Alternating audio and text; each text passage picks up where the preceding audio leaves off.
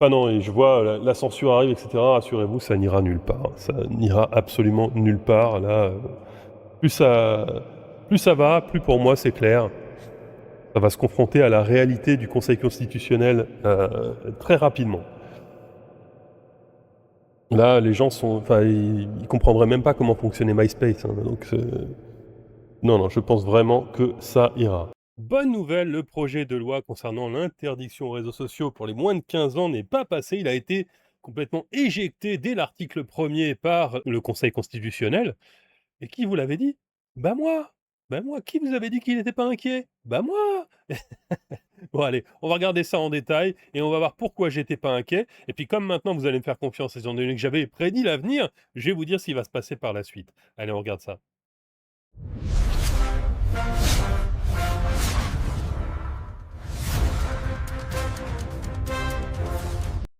Mais avant toute chose, évidemment, n'oubliez pas le petit pouce sous cette vidéo. Soutenez l'oracle, soutenez-moi.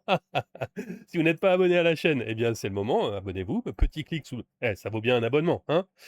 On se retrouve en commentaire pour en discuter, partager tout ça évidemment. Allez, on y va. Alors il s'agit, on va cadrer correctement, cette décision du 14 août, donc d'aujourd'hui, saisie par la France insoumise notamment, mais également les socialistes. Alors est-ce qu'il faut leur dire merci? Bah franchement non, c'est un jeu de dupes tout ça. Tout le monde savait, enfin, dans les couloirs de l'Assemblée nationale, tout le monde savait que ce texte de loi était complètement bancal. C'est pour ça que le Rassemblement national n'a même pas pris part au vote, ils s'en foutaient. Ils savaient très bien que la France insoumise allait convoquer le Conseil constitutionnel à ce sujet, donc ils n'ont absolument pas pris part au jeu. Bon, c'est comme ça. Après, ça a généré bien des remous, bien des conversations, la traîtrise du Rassemblement national. J'ai fait une vidéo sur le sujet à partir du moment où des gauchistes sont venus s'insérer dans le jeu pour dire, voyez, il faut pas voter pour le RN. Donc là, je vais vous la remettre en lien juste au-dessus. C'est la vidéo réponse à Greg Tabibian. Mais en tout cas, bah, la décision a été rendue et on va d'abord la lire ensemble. On va lire le jargon. Alors, on va y passer peut-être pas trop de temps pour faire en sorte que ce soit pas complètement imbuvable, mais on va surtout analyser la décision et voir ce qui va se passer après. Mais on va d'abord voir une déclaration intéressante de Macron qui dit qu'il charge le cornu en urgence de trouver une nouvelle rédaction de loi pour aboutir d'ici au printemps 2027. C'est-à-dire le printemps 2027, mais je croyais que le calendrier électoral s'arrêtait, avant, de le printemps 2027. Qu'est-ce qui se passe? Je comprends pas ce qu'il fait Macron. Donc on va quand même surveiller ça parce que ça, c'est inquiétant. En revanche, pour ce qui est de cette loi en elle-même, alors voyons voir ce qu'a dit le Conseil constitutionnel. L'article 11 de la Déclaration des droits de l'homme et du citoyen, voilà, qui est une base pour la Constitution. La libre communication des pensées et des opinions est un des droits les plus précieux de l'homme. Tout citoyen peut donc parler, écrire, imprimer librement, sauf à répondre de l'abus de cette liberté dans les cas déterminés par la loi. Voilà, on est dans le cadre de cet article. On détermine les cas dans lesquels on limite cette liberté, et en l'occurrence à des mineurs de moins de 15 ans. Deuxième cadre, l'article 34 de la Constitution. La loi fixe les règles concernant les droits civiques et les garanties fondamentales accordées aux citoyens pour l'exercice des libertés publiques. Sur ce fondement, il est loisible au législateur, c'est-à-dire le législateur a tout loisir d'édicter les règles concernant l'exercice du droit de libre communication et de la liberté de parler, d'écrire et d'imprimer. Il est aussi loisible à ce titre d'instituer des dispositions destinées à faire cesser des abus de l'exercice. Voilà, c'est ce qui réfère à l'article des droits de l'homme. En gros, c'est l'article des droits de l'homme prévaut, il est limité par notamment l'article 34 de la Constitution. Les dispositions contestées de l'article 6.9 de la loi du 21 juin 2004 prévoient que l'accès à un service de réseaux sociaux en ligne fourni par une plateforme en ligne est en principe interdit aux mineurs de 15 ans. C'est déjà le cas. C'est-à-dire qu'on est en devoir de déclarer qu'on a plus de 15 ans quand on va sur les réseaux sociaux. Ces dispositions qui privent ces mineurs de liberté d'accéder à certains services de communication publique en ligne portent atteinte à la liberté d'expression et communication. En adoptant ces dispositions, le législateur a souhaité néanmoins, je rajoute le néanmoins, mais c'est le cas, protéger les mineurs les plus jeunes des risques que représentent pour eux certaines fonctionnalités des services de réseaux sociaux en ligne. Tout ça, on est au courant. Voilà, c'est pourquoi cette loi a été mise en place. Alors toutefois, en premier lieu, d'une part, en vertu des dispositions contestées, c'est-à-dire ces fameuses dispositions relatives à la liberté d'expression des moins de 15 ans. Les plateformes en ligne et les services de réseaux sociaux s'entendent au sens de l'article 6 de la loi du 21 juin 2004. Il en résulte que l'interdiction porte sur l'accès à toute plateforme en ligne, permettant aux utilisateurs finaux de se connecter ainsi que de communiquer entre eux, de partager des contenus et de découvrir d'autres utilisateurs et d'autres contenus. En particulier, l'interdiction d'accéder à ces services n'est soumise à aucune condition tenant aux fonctionnalités et aux contenus proposés, aux dangers auxquels ils exposent et à l'insuffisance des protections dont ils sont assortis. Ça, c'est le premier point, et c'est essentiel pour la constitutionnalité d'une interdiction. Les limites de la liberté s'effectuent dans un cadre précis, et il doit passer une forme de triptyque qui est la nécessité, l'adaptabilité et la proportionnalité. Ce sont ces trois points qui doivent être démontrés quant au danger que va proposer telle ou telle plateforme, tel ou tel service en ligne. Voilà, je ne sais pas si c'est très clair pour vous, j'essaie de faire doucement parce que c'est très juridique, il y a beaucoup de jargon, même pour moi, hein, c'est difficile, mais en tout cas, ça correspond à l'idée que je m'en faisais. D'autre part, si l'interdiction instituée ne s'applique pas aux encyclopédies en ligne, aux répertoires éducatifs ou scientifiques, ainsi qu'aux plateformes de développement et de partage de logiciels libres ou de projets numériques à vocation éducative en sciences ouvertes, les exceptions prévues par les dispositions contestées demeurent limitées. En particulier, ne sont pas visés par ces dérogations les services collaboratifs de partage de contenus de loisirs, d'information ou d'entraide, les applications de communication en ligne ou les jeux en ligne présentant des fonctionnalités collaboratives et sociales marquées, non plus que les réseaux sociaux en ligne qui, sans revêtir par eux-mêmes une dimension éducative, sont créés en lien avec des activités éducatives. Et c'est là que ça devient terriblement compliqué. Non pas ce qui vient d'être dit, on comprend tous. En gros, c'est, vous avez prévu un cadre et vous en avez exclu un certain nombre de choses de ce cadre, mais vous avez oublié tout un tas de choses qui pourraient être très utiles aux jeunes. Et le problème, c'est qu'au sein des réseaux sociaux dont on parle, YouTube en tête, il peut y avoir des services très intéressants pour la jeunesse également.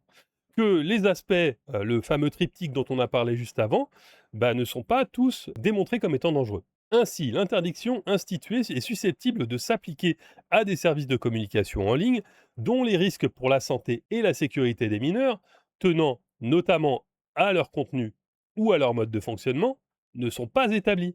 Voilà, vous savez le fameux triptyque dont je vous parlais il y a quelques minutes, la nécessité, l'adaptabilité, la proportionnalité. Là, on parle de nécessité, on n'a pas prouvé la nécessité d'interdire, étant donné qu'on n'a pas fait l'effort de retirer celle qui pourrait avoir un intérêt. En second lieu, au terme des dispositions contestées, se trouve privé du libre accès aux services de réseaux sociaux en ligne l'ensemble des mineurs âgés de moins de 15 ans. En second lieu, au terme des dispositions contestées, se trouve privé du libre accès aux services de réseaux sociaux en ligne l'ensemble des mineurs âgés de moins de 15 ans. À cet égard, ni les dispositions contestées, ni aucune autre disposition ne prévoit les conditions dans lesquelles les titulaires de l'autorité parentale ou le représentant légal du mineur, dûment informés des risques potentiels et des garanties que présentent les services concernés, peuvent, dans l'intérêt de l'enfant, dans l'exercice des devoirs qui leur incombent en vertu de la loi, décider de lever l'interdiction, d'en limiter la portée ou d'autoriser l'accès à certains services. En gros, vous vous substituez définitivement et totalement à l'autorité parentale, et ça c'est inadmissible sur le plan de la Constitution. Ainsi, l'interdiction instituée ne donne lieu à aucune appréciation particulière du risque pour le mineur, tenant compte notamment de son âge, de son degré de maturité, de sa situation familiale, ainsi que de la nature du service concerné. Trop restrictif, trop général, vous faites un cadre qui ne convient pas aux trois points qu'on a déterminés juste avant. Dès lors, le législateur ne pouvait, sans méconnaître la liberté d'expression et de communication, instituer une interdiction de portée générale ayant pour effet de priver des mineurs de leur liberté d'accès à de nombreux services de communication en ligne, sans considération ni de la situation du mineur, ni des risques propres à ces services. Voilà, on comprend bien.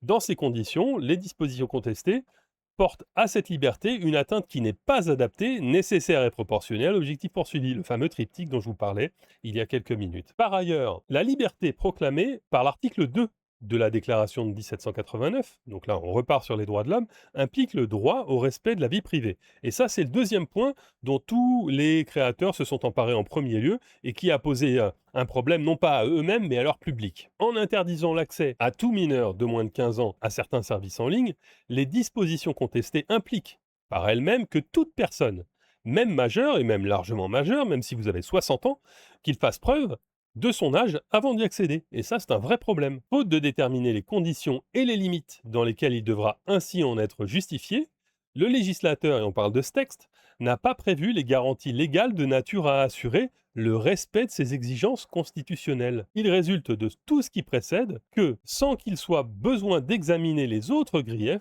l'article 1er de la loi déférée est contraire à la Constitution. C'est aussi simple que ça. Le Conseil constitutionnel a lu l'article 1er, a dit bon bah c'est mort. Voilà, ils sont même pas allés plus loin. Ils n'ont même pas analysé le texte en entier. Donc ce texte, non seulement, bah, dès le départ, il est complètement pourri, deuxièmement, il va être complètement impossible de le remettre à jour rapidement, sans qu'il y ait tout un tas d'amendements, etc. Donc il n'y a aucune espèce de chance dans n'importe quelle France qu'il passe un jour. Vous savez, moi, ça me rappelle Adopi. Voilà, un truc complètement inapplicable, qui en plus ont été mis en place, qui ont marché 2 jours parce qu'on a fait 2 exemples, mais on s'est aperçu que très rapidement, c'était complètement impossible à mettre en place. Et ben là, c'est encore pire. Voilà. C'est ce genre de texte que le législateur aimerait bien vouloir faire passer parce que bah, il se dit voilà, ça c'est un moyen de contrôler les gens. On va les contrôler. Mais on a quelque chose qui nous protège en France, qui s'appelle la Constitution. Et c'est pourquoi ben, on ne peut être aujourd'hui que défenseur de la République. Malheureusement, hein, cette République qui est tant décriée sur certains points de vue. Ben, sur d'autres, force est de constater qu'elle nous défend bien quand même par sa Constitution. Alors pour résumer, bah, c'est une décision qui est très simple, hein, qui repose sur 2 aspects. La première objection est que l'interdiction est beaucoup trop générale. Le raisonnement du Conseil, c'est vous avez identifié un problème réel, celui de la protection des mineurs de moins de 15 ans, mais vous y répondez n'importe comment. Et donc ça, bah, vous n'allez pas le faire en fait. Et le deuxième problème, c'est l'interdiction qui concerne tous les moins de 15 ans de façon uniforme, sans voir les besoins des uns et des autres. À 10 ans, on n'a pas les mêmes besoins en matière d'interdiction que à 14 ans et demi ou à 15 ans. Voilà. Ça, c'est pour le premier motif de censure, généralité et puis le problème abordé n'importe comment. Et le deuxième problème, c'est la vérification de l'âge, on l'aura compris, parce que pour empêcher un enfant de 13 ans d'entrer sur un réseau social, il faut nécessairement déterminer l'âge de tous ceux qui veulent y entrer. Donc mécaniquement, bah, même un adulte de 60 ans doit prouver son âge. Et ce que le Conseil écrit à ce sujet, c'est que ça implique que la loi doit encadrer précisément la manière de procéder pour ça, pour garantir les justifications, la vérification, qui produit cette vérification, quelles données sont collectées, pourquoi, comment, pour combien de temps, qui les conserve, quel système technique est employé, enfin, toutes les garanties qui permettent de préserver les gens qui vont rentrer leurs données du fichage, de l'identification des utilisateurs qui est anticonstitutionnel. Donc le Conseil constitutionnel ne dit pas, et tant mieux pour moi, il ne dit pas vous ne pouvez pas interdire les réseaux sociaux aux moins de 15 ans, aux enfants, il dit juste peut-être que vous pouvez le faire, mais pas de façon uniforme, pas n'importe comment, et on ne peut pas vérifier ça de n'importe quelle façon non plus. Donc cadrez-le, protéger tous les utilisateurs, pas seulement les enfants, parce que la Constitution nous protège effectivement des excès de la liberté d'expression, mais aussi des gouvernements qui voudraient être trop totalitaires, et tant mieux. Voilà, j'espère avoir été assez clair sur le sujet. N'hésitez pas à me dire s'il y a des choses qui manquent, si vous avez des choses à ajouter dans les commentaires, et bah tant mieux, discutons-en.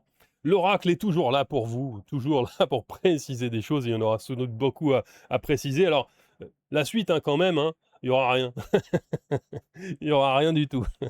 Ils vont faire un truc qui ne marchera pas, dans lequel un simple selfie pourra vous faire entrer sur X, sur Facebook, sur YouTube, un simple selfie, parce qu'ils vont laisser tomber.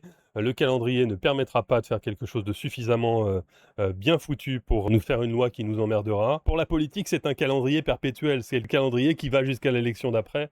Donc non, ils n'y arriveront pas. Voilà, c'est ma position. Peut-être que je me trompe sur ce plan-là, peut-être que j'ai faux. Et comme d'habitude, je garde en moi cette possibilité d'avoir tort. Mais force est de constater que j'avais raison. C'est chiant, on va avoir des hauts le cœur, on va avoir des palpitations parce que Macron va faire le forcing, parce que l'arc Brigitte n'est pas encore arrivé, et il va arriver, croyez-moi, mais il va falloir tenir bon, parfois même se reposer sur la France insoumise et sur les socialistes, malheureusement, parce qu'on l'a bien compris, le RN ne prendra pas part à la bataille et c'est une stratégie. Mais ma foi, c'est comme ça, on va devoir faire avec, voilà. Soyez heureux, faites des enfants, on se dit à la prochaine.